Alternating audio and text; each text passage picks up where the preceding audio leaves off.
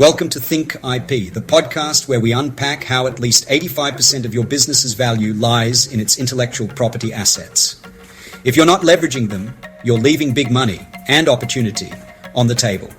I'm Dr. M, and today I'll be talking about the challenge of valuing intellectual property assets and why valuation matters.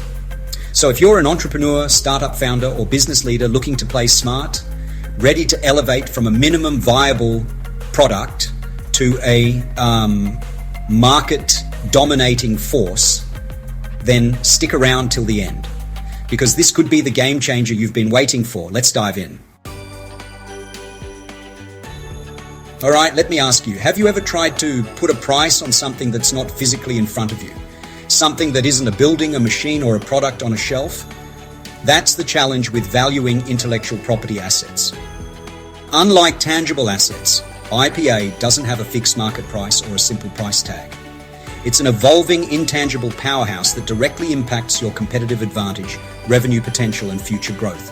But because it's not something you can weigh, measure, or touch, it's often overlooked or undervalued. So why is valuing IPA so tricky? First off, its worth is highly context dependent, meaning its value shifts based on market trends, legal protection, technological developments, and competition. Think about it this way. A patent may be highly valuable today, but could become obsolete if a better technology emerges tomorrow. A brand name could be worth millions, but only if it carries strong market recognition and customer loyalty.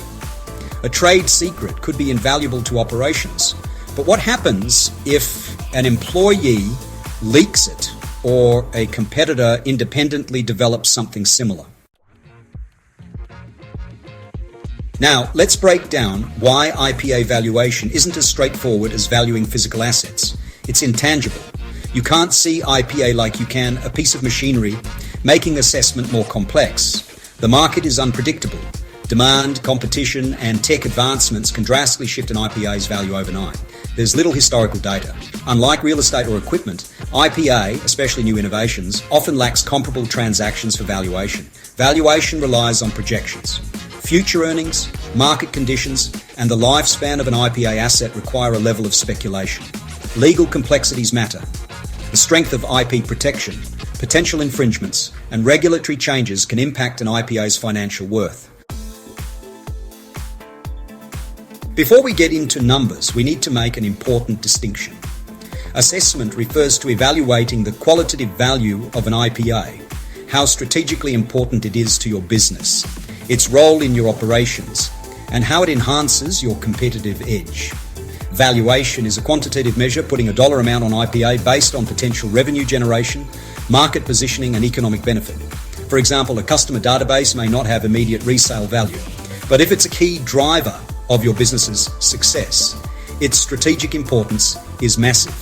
On the flip side, a patent on a groundbreaking product might have enormous market potential, translating into a high valuation.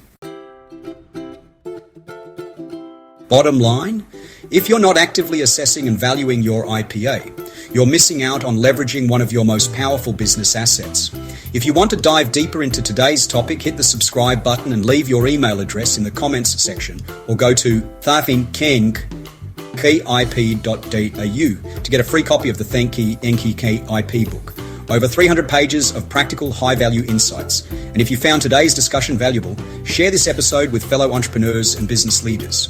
Until next time, Thinky IP, because it pays.